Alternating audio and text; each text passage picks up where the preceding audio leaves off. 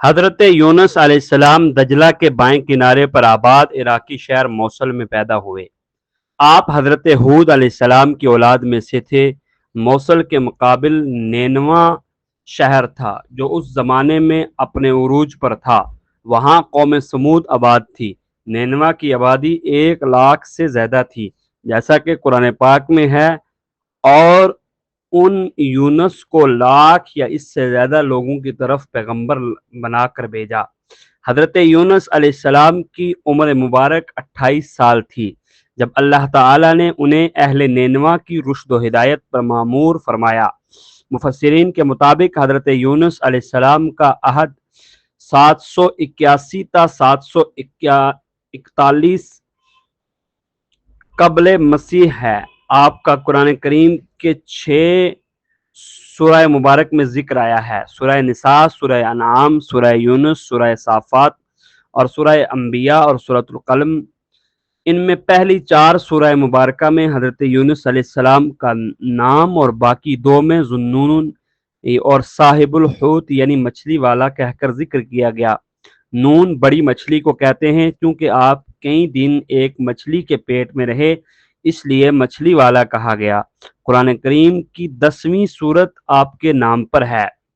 حضرت یونس علیہ السلام ایک عرصے تک نینوا کے لوگوں کی توحید کی دعوت اور بت پرستی سے روکتے رہے، مگر قوم نے ان کی دعوت قبول کرنے سے صاف انکار کر دیا۔ صرف یہی نہیں، غرور و تکبر میں مبتلا لوگ دیگر نافرمان اقوام کی طرح آپ کی دعوت کا مذاق بھی اڑاتے رہے۔ جب ان کی سرکشی اور نافرمانی انتہا کو پہنچ گئی تو اللہ تعالیٰ نے حضرت یونس علیہ السلام کو حکم دیا کہ لوگوں کو آگاہ کر دو کہ 3 دن کے اندر اندر ان پر عذاب آنے والا ہے۔ آپ نے قوم میں اس کا اعلان کر دیا۔ یہ سن کر قوم یونس علیہ السلام نے آپس میں مشورہ کیا تو اس بات پر ان سب کا اتفاق ہوا کہ یونس علیہ السلام کو کبھی بھی جھوٹ بولتے نہیں دیکھا گیا، لہٰذا ان کی بات نظر انداز نہیں کرنی چاہیے۔ مشورے میں یہ بھی طے ہوا کہ دیکھا جائے کہ اگر یونس علیہ السلام رات بستی کے اندر اپنے گھر میں مقیم رہتے ہیں تو سمجھ لو کہ کچھ نہیں ہوگا، اور اگر وہ یہاں سے کہیں اور چلے جاتے ہیں تو یقین کر لو کہ صبح عذاب ضرور آئے گا۔ قصہ مختصر، حضرت یونس علیہ السلام رات کو اس بستی سے نکل گئے۔ صبح ہوئی تو عذاب الہی ایک سیاہ دھوئیں اور بادل کی شکل میں بستی والوں کے سروں پر منڈلانے لگا۔ جب وہ ان کے قریب ہونے لگا تو لوگوں کو یقین ہو گیا کہ اب وہ سب کے سب ہلاک ہونے والے ہیں۔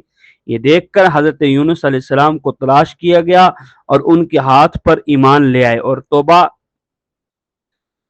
کر لیں، مگر آپ کو نہ پایا تو خود ہی اخلاص نیت کے ساتھ توبہ اور استغفار میں لگ گئے اور اپنے گھروں سے ایک میدان میں نکل آئے۔ عورتیں، بچے اور جانور سب اس میدان میں جمع کر دیے گئے۔ تمام بستی والے ٹاٹ کے کپڑے پہن کر عجز و انکساری کے ساتھ توبہ کرنے اور عذاب سے پناہ مانگنے میں اس طرح مشغول ہوئے کہ پورا میدان آہ و بکا سے گونجنے لگا۔ اللہ تعالیٰ نے ان کی توبہ قبول فرمائی اور عذاب کو ان سے ہٹایا۔ یہ عاشورہ یعنی 10ویں محرم کا دن تھا۔ ادھر حضرت یونس علیہ السلام بستی سے باہر اس انتظار میں تھے کہ اب اس قوم پر عذاب نازل ہوگا۔ ان کے توبہ استغفار کا حال انہیں معلوم نہ تھا۔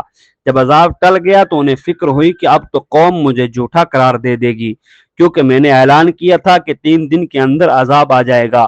اس قوم کا قانون تھا کہ جس شخص کا جھوٹ معلوم ہو وہ اپنے کلام پر کوئی شہادت نہ پیش کر سکے تو اسے قتل کر دیا جاتا۔ تو یونس علیہ السلام کو فکر ہوئی کہ انہیں بھی جھوٹا قرار دے کر قتل کر دیا جائے گا۔ اس رنج و غم اور پریشانی کے عالم میں اس شہر سے نکل جانے کا ارادہ کر کے چل دیے، یہاں تک کہ بحیرہ روم کے کنارے پر پہنچ گئے۔ وہاں ایک کشتی دیکھی جس میں لوگ سوار تھے۔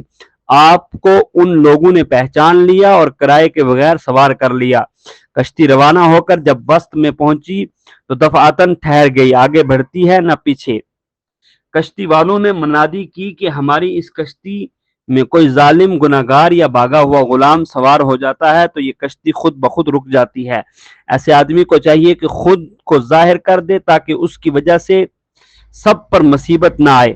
اس پر حضرت یونس علیہ السلام بول اٹھے کہ وہ بھاگا ہوا غلام گناہگار میں ہی ہوں، کیونکہ اپنے شہر سے نکل کر کشتی میں سوار ہونا ایک طبعی خوف کی وجہ سے تھا، باذن الہی نہ تھا، اور اللہ تعالی کے حکم کے بغیر یوں چل آنے کو حضرت یونس علیہ السلام کی پیغمبرانہ شان نے ایک گناہ قرار دیا، اور کہ پیغمبر کی کوئی نقل و حرکت بلا اذن الہی نہیں ہونی چاہیے تھی۔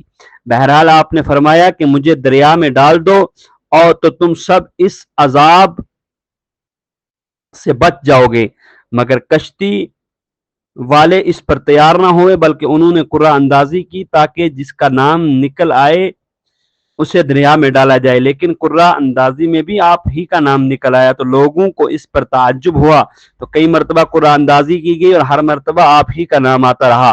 قرآن کریم کی سورہ صافات کی آیت نمبر 141 میں اس قرعہ اندازی اور حضرت یونس علیہ السلام کا نام نکلنے کا ذکر موجود ہے۔ ایک طرف قرعہ اندازی میں نام نکلنے پر آپ کو دریا میں ڈالے جانے کا سامان ہو رہا تھا، دوسری طرف ایک بہت بڑی مچھلی اللہ تعالی کے حکم پر کشتی کے قریب منہ کھولے موجود تھی کہ آپ کو اپنے پیٹ میں جگہ دے۔ حضرت یونس علیہ السلام جیسے ہی پانی میں گئے، مچھلی نے فوراً انہیں اپنے پیٹ میں لیا۔ حضرت عبداللہ بن مسعود نے فرمایا کہ حضرت یونس علیہ السلام اس مچھلی کے پیٹ میں 40 روز رہے، یہ انہیں زمین کی تہ تک لے جاتی اور دور دراز کی مسافتوں میں پھراتی رہی۔ بعض افراد نے 7، بعض افراد نے 5 دن اور کئی ایک نے مچھلی کے پیٹ میں رہنے کی مدت چند گھنٹے لکھی ہے۔ حقیقت حال تو اللہ ہی کو معلوم ہے۔ اس حالت میں حضرت یونس علیہ السلام نے دعا کی کہ لا الہ الا انت سبحانک انی کنت من الظالمین، تو اللہ تعالیٰ نے دعا قبول فرمائی اور مچھلی نے آپ کو بالکل صحیح سالم حالت میں کنارے پر ڈال دیا۔ مچھلی کے پیٹ میں گرمی سے ان کے بدن پر کوئی بال نہ رہا تھا۔ اللہ تعالیٰ نے ان کے قریب ایک درخت اگا دیا جس کے پتوں کا سایہ آپ کے لیے راحت کا سبب بن گیا۔ نیز ایک جنگلی بکری اللہ تعالیٰ کے حکم سے صبح شام آپ کے پاس آ کھڑی ہوتی اور آپ اس کا دودھ پی لیتے۔ حضرت سیدنا ابو ہریرہ رضی اللہ تعالیٰ عنہ سے منقول ہے کہ رسول اکرم صلی اللہ علیہ وسلم نے فرمایا، جب اللہ تعالیٰ نے حضرت یونس علیہ السلام کو مچھلی کے پیٹ میں قید کرنے کا ارادہ فرمایا تو مچھلی کو حکم دیا کہ ان کو لے لو، لیکن ان کے گوشت پر تیرا تصرف نہیں، کیونکہ یہ تیری غذا نہیں ہے۔ جب مچھلی آپ کو لے کر سمندر کی انتہائی نچلی سطح میں پہنچی تو آپ نے کچھ آہٹیں سنی، اس پر اللہ تعالیٰ نے وحی فرمائی کہ یہ سمندری جانوروں کی تسبیح ہے۔ اس موقع پر حضرت یونس علیہ السلام نے بھی تسبیح کی۔ جب فرشتوں نے آپ کی تسبیح سنی تو بارگاہ خداوندی میں عرض کرنے لگے، اے ہمارے پروردگار، ہم ایک نحیف اور کمزور سی آواز کسی اجنبی زمین سے سن رہے ہیں۔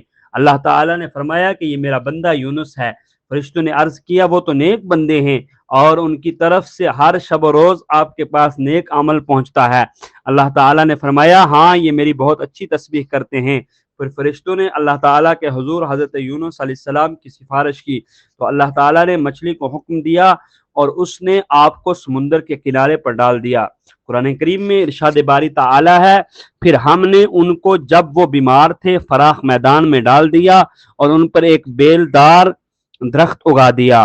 آپ کا بدن مچھلی کے پیٹ میں رہنے سے انتہائی لاغر اور کمزور ہو چکا تھا۔ ابن مسعود فرماتے ہیں کہ آپ ایسے ہو گئے تھے کہ جیسے چوزا جس پر ابھی پر بھی نہ آئے ہوں۔ ابن عباس اور زید رضی اللہ تعالیٰ عنہما فرماتے ہیں کہ جب بچہ پیدا ہوتا ہے اس وقت کے بچے کی طرح آپ کی حالت تھی اور بالکل دھنی ہوئی روئی کی طرح نرم و نازک تھے اور بدن پر کچھ نہ تھا۔ روایت میں ہے کہ جب آپ مچھلی کے پیٹ میں ٹھہر گئے تو گمان ہو گیا کہ شاید وفات پا گئے ہیں۔ اس پر آپ نے اپنے اعضاء کو جنبش دی تو ان میں حرکت ہوئی تو فوراً سجدہ ریز ہو گئے اور بارگاہ رب العزت میں عرض کر دیا کہ اے پروردگار، میں تیرے لیے ایسی جگہ مسجد سجدہ گاہ بناتا ہوں جہاں کسی دوسرے نے تیری عبادت نہ کی ہوگی۔ قرآن پاک میں اللہ تعالیٰ کا ارشاد ہے، پھر اگر وہ اللہ کی پاکی بیان نہ کرتے تو لوگوں کے اٹھائے جانے کے دن تک اس کے مچھلی کے پیٹ ہی میں رہتے۔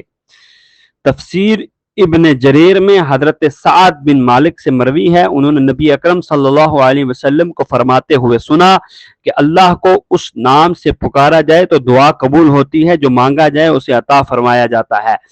یعنی حضرت یونس علیہ السلام کی دعا کے ساتھ راوی کہتے ہیں کہ میں نے استفسار کیا یا رسول اللہ صلی اللہ علیہ وسلم، یہ حضرت یونس علیہ السلام کے لیے خاص ہے یا تمام مسلمانوں کے لیے ہے؟ آپ نے فرمایا یہ حضرت یونس علیہ السلام کے لیے خاص ہے اور مومنین کے لیے عام، جب بھی وہ اس کے ساتھ دعا کریں تو تم نے اللہ کے فرمان کو نہیں سنا۔ پھر حضرت یونس علیہ السلام نے اپنے رب کو تاریکیوں میں پکارا، لا الہ الا انت سبحانک انی کنت من الظالمین، تیرے سوا کوئی معبود نہیں، تو پاک ہے، بے شک میں ہی قصوروار ہوں۔ تو ہم نے اس کی دعا قبول کی اور اس کو غم سے نجات دی، اور ہم مومنین کو اس طرح نجات دیتے ہیں۔ حضرت سعد سے مروی ہے کہ رسول اکرم صلی اللہ علیہ وسلم نے فرمایا، جس نے حضرت یونس علیہ السلام کی دعا کے ساتھ دعا قبول کی تو قبول ہوگی۔